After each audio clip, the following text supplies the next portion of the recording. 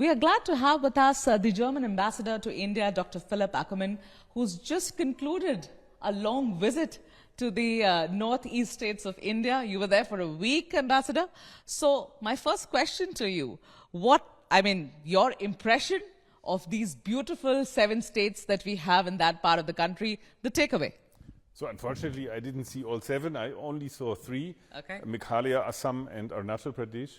But I must say, India never ceases to surprise you, because this is a part of India which I didn't expect to be so different, so distinct, so unique in many ways. Culturally, ethnically, food-wise, religiously, it's completely different from what you see in other parts of India. And that was a fantastic experience. I really enjoyed that travel a lot.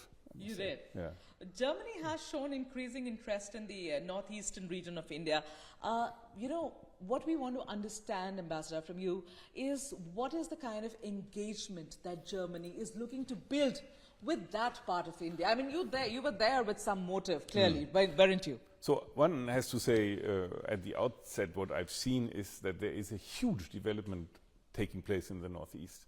Infrastructure, digitization, airports are being built, roads are being built. So it's now from Guwahati to Itanagar, it's a 5 hours drive. That was not the case before. And it's a it's almost 400 kilometers. So I felt that, you see the dynamics of the Indian growth. You see it also particularly in the Northeast.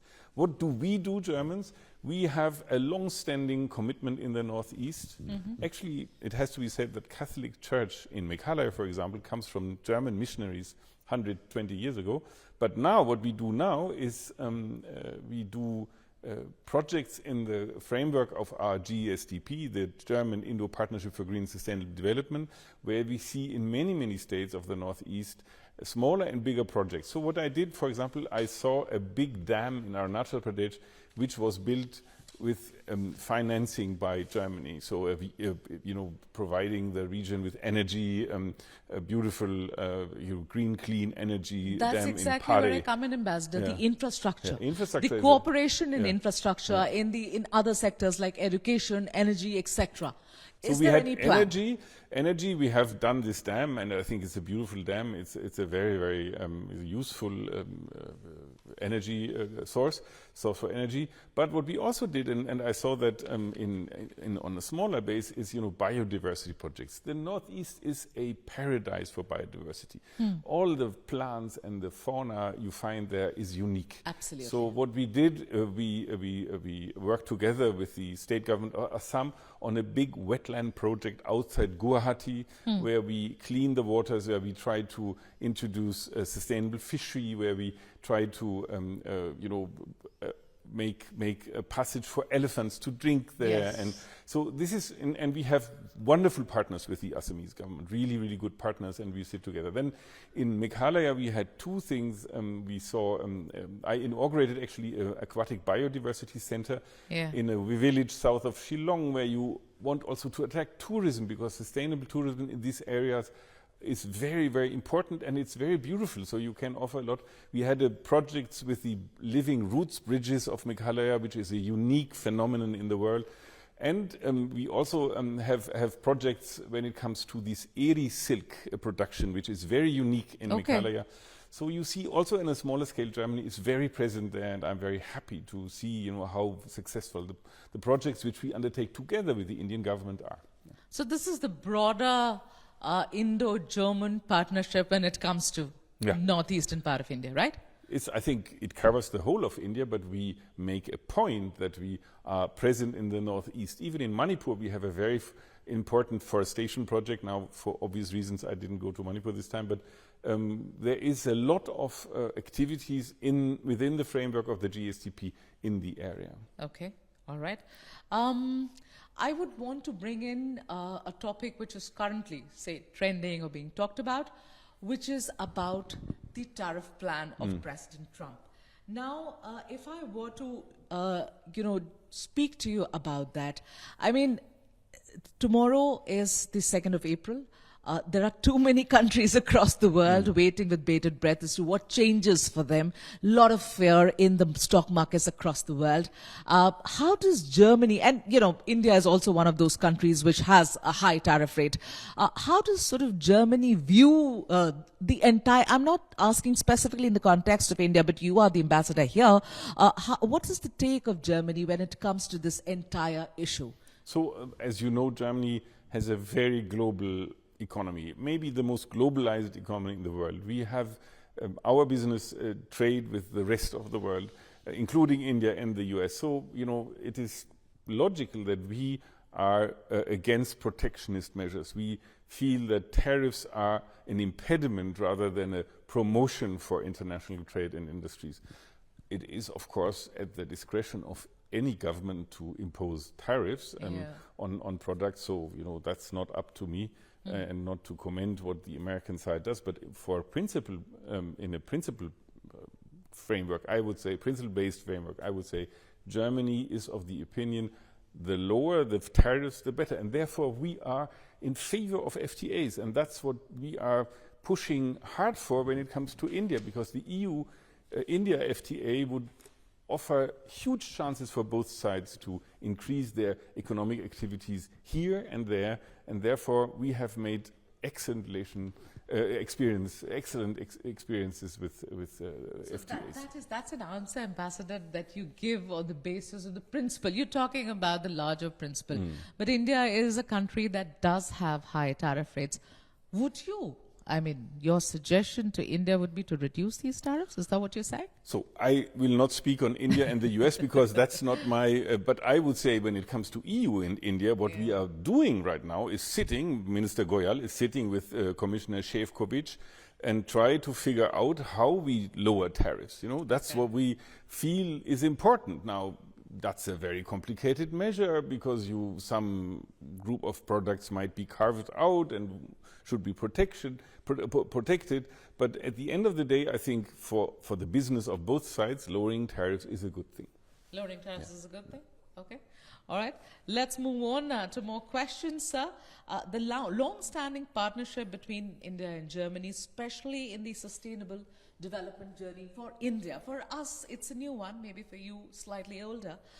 Any ideas that is being mooted right now between the two countries? Any new areas of collaboration that you are looking at currently in this space? So we have committed ourselves to sum of 1.4 billion euros a year, 1.4 billion euros a year in the framework of this GSDP, this Green and Sustainable Development Partnership.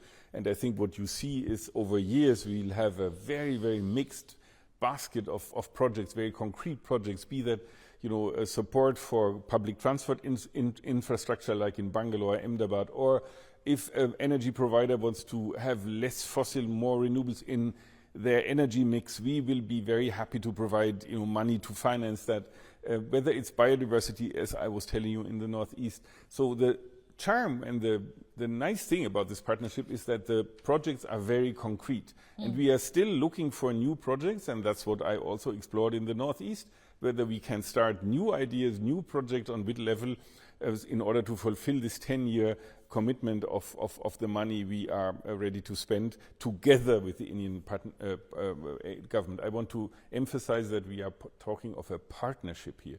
The Indian government also puts money in the projects. Yeah. It's a joint effort to make aspects, elements of the Indian society, of the Indian living together more sustainable. And I must say, so far it has been a wonderful journey with India. Since you talk about the partnership between India and several ventures where you are in it together, my question to you, Ambassador, would be this. Do you see an impact of this, of you working together in so many different areas, on the bilateral ties that both the countries have? There is no doubt. There is no doubt. It's one of the pillars of our strategic partnership is this GSDP. So it's one of the sort of core elements of what we do together. But it's only one. We have also many, many other areas where we work closely together. But I would say that what we experience is that the Indian government on a bilateral track, they share the same views, They are ready to engage in similar projects, and they are extremely good partners when it comes to increasing sustainability. So we talk of sustainability, we talk of, green energy in India as a hot topic right now. A lot of investment is going into that. Hence my question to you is that in what ways is Germany supporting this venture, this endeavor of India in the green infrastructure space, sir, particularly in the remote areas? So I would say you have to distinguish between government and private sector. Right. I would argue that the Indian private sector, when it comes to renewables, is world class. What you see here, what you see as actions, as investments, as commitment when it comes to green and sustainable energy is unique. And therefore, I think it is very interesting for German business to come here and join hands with Indian business. So the Indian private space has impressed you? Hugely. Don't get government in something that is working, Look at what Adani does, look at what Renew does, Ambani does. I mean, there are so many small and bigger companies that invest into renewables, and they do it in such an intelligent, smart way that it is, you can learn from them and you can join hands with them. So what we see is that also German business in these areas are reaching out to their Indian partners. And this is, I think, the right way to set it up. Germany, taking you back to your own country, sir, a political transition that we are looking there. So briefly do share with us the process which is right now underway, whether it impacts the foreign policy priorities, especially with India, because of the transition that we are seeing in your government at this moment. So we have an outgoing government which is still in power, but I think around Easter, so in 3 weeks' time, 3 weeks' time. Does anything change? We will have a new government with a new chancellor who will be elected by parliament by then, hopefully. Yeah. And we'll have a new government, a new foreign minister. So there will be a change in politics within Germany. When it comes to foreign policy, there is an old tradition that the center parties, and they are the ones who form the coalition, will continue their foreign policy over years. So I don't foresee any change, and I say that with all the emphasis at my command. Any change in the India policy of the new government, of the incoming government. So, expect the German government to be as engaged with India as the previous Nothing government. changes. Nothing changes. Nothing changes. Yeah. Okay. All right. Now, coming to the European Union, my first question to you, Ambassador, is, recently we've seen a narrative being built which basically talks about how EU now needs to be independent, or rather less dependent on China. That you got to be strategically more emboldened, more stronger, and your dependence on China needs to get lesser and lesser. What's your take on that? That's I think, a statement that we would share. Yeah? We have seen that our business has for a long time benefited enormously of their China engagement, but now we see that it's maybe time to diversify a bit, not put your eggs all in one basket. Okay. And the government is encouraging what we call a de-risking strategy. Don't go only for one country. And that, in this context, India becomes very interesting for many German businesses. But why? I mean, if I were to ask you out of curiosity, why do you think it's time to pull away from China? So, it's always a good thing to diversify. Like if you get your money to a bank, you would not put all your money in one share. So it's always good to look a bit, around. So in order to stand on stable feet, so to speak, and not on one only. So I think that's generally speaking. Then you see that China is right now not in a best, economic position.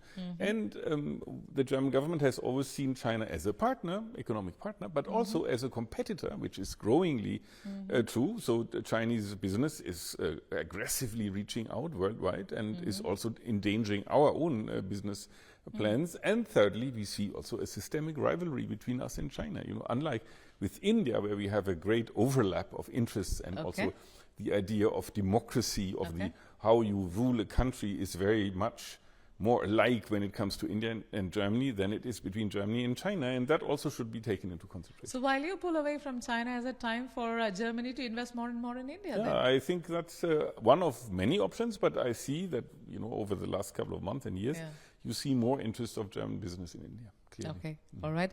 So let me then ask you about the role that you think Germany will be playing when it comes to EU evolving in this changing global scenario at this moment. Where do you see Germany in the entire big picture? So you have to understand that we deeply believe in the European Union. We feel that the European Union for us is one of the major vehicles internationally. It's a huge market, but it's also a group of countries that have very, very similar interests, small and big ones. And they joined hands in order to be a bigger factor on the international stage. Under the current circumstances, in a world where things get more and more difficult from all the sides, I think this union and this unity is more important than ever. So you will expect also the incoming German government to be very supportive of the EU measures and the EU unity. What happened when the Commission President von der Leyen came 3 weeks or 4 weeks ago was a clear signal of unity. 21 commissioners and the President of the Commission came and interacted with Modi, said, look at us, we are reliable, we are trustworthy, we are partners with whom you can make deals, and we really fulfill our promises. And that's, I think, the right way to move. So Germany will completely be pro-European also in the new government. My final question to Ambassador is about, there is an Indian diaspora in Germany. Lots of students, and if I was looking at some of the stats the other day, approximately close to about 50,000 Indian students were studying in Germany at this moment. The number that has doubled in the last 4 years. So of course, you see more and more Indians going there. As the ambassador to India, any message for them, for people who are intending to go and settle there? We have lot of people who are there in our circles who are already there partially, who are intending to go and stay there permanently. So basically the first word which comes to my mind is welcome. Welcome. 50,000 students is a huge success for Germany. Yeah. And it shows that our formula offering high quality education, best education worldwide, regarded best education for very few money, very little fee, is working. You see that people come to Germany, and what's the deal for us, basically? What's in it for us? I would say that we want Indian students to graduate in Germany and then work in Germany. Germany is in dire needs of skilled labor on every level. So we start from an IT engineer and we end at the butcher, baker, plumber level. And we have the feeling that the Indian diaspora is hugely successful in Germany. You have almost 3 lakh Indian people in Germany, and the average salary of these people is higher than the average salary of German people. Oh, really? So they are hugely successful. Okay. We have made very good experience, and therefore many employers look at India and recruit in India, which is very important because we have a mobility agreement with the Indian government. We want this migration to be fair and legal. Yeah? Fair meaning that you get a decent employment, which is no different from German employment, with fixed working hours and a good salary, but it must also be legal. You have to go through the visa procedure. And there the Indian government is a good partner, and we so far have been working wonderfully well together. So I think the number of Indians in Germany in the next years will increase, also the number of Indian students, and we are very happy and looking forward to it. Then Ambassador, let me conclude with this question. When you speak about this encouraging words, any measures that Germany is thinking to put in place to maybe increase this number from India? So what we do is we work with several agencies all across India, in Kerala, in Telangana, here in Haryana and Delhi, in order to get, to get batches of, let's say, caregivers and nurses to a level that they can communicate in German. So language is, in many professions, is a precondition, prerequisite. So that is an impediment, I would say, unlike Canada or Australia, where Anglophone world is easier. Yeah. So we have to do that, and we will do that in a broader way in the years to come. So we'll see much more of German recruitment, but I want to stress here again, it's about fair and legal migration. And that, I think, so far we have made very good experiences, and even if the numbers will go up, I'm sure that that success story will continue. All right, great. Ambassador, thank you for your time. Thanks. Thank you. For exclusive and insightful videos, subscribe to our new channel ABPLIVE Premium. For exclusive and insightful videos, subscribe to our new channel ABPLIVE Premium.